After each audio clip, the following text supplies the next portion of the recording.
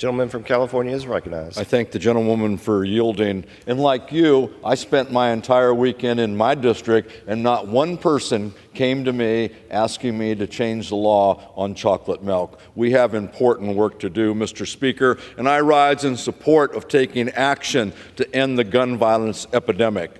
This holiday season, there'll be another 40,000 empty chairs at the dinner table because that's how many people died from gun violence in 2023.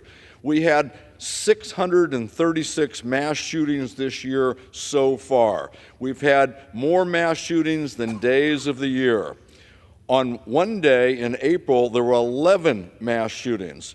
In America, the greatest country in the history of the world, guns are the leading cause of death for children and teenagers. American children face the daily threat of gun violence in schools, churches, temples, and mosques.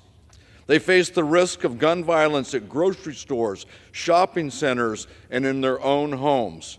And instead of taking action to protect our kids from gun violence, House Republicans have used valuable floor time playing political games, and this week is just more of the same. Recently, a House Republican colleague stood on this floor and begged for anyone on their party to come to the floor and name one accomplishment that the Republicans have been able to do that would allow people's lives to be made better. Well, there is an accomplishment in reach. Today, I call on Republicans to join Democrats and pass the Bipartisan Background Check Act.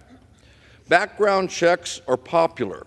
They're supported by over 90% of the American people, including a majority of Republicans and even a majority of NRA members. Mr. Speaker, background checks are effective.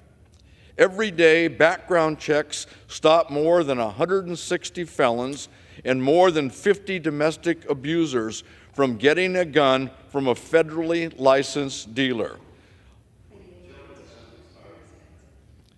I urge my colleagues to oppose the previous question so we can pass the Bipartisan Background Check Act, save lives, and help ensure that more American families never have to suffer the loss of a loved one. Mr. Speaker, I yield back the balance of my time.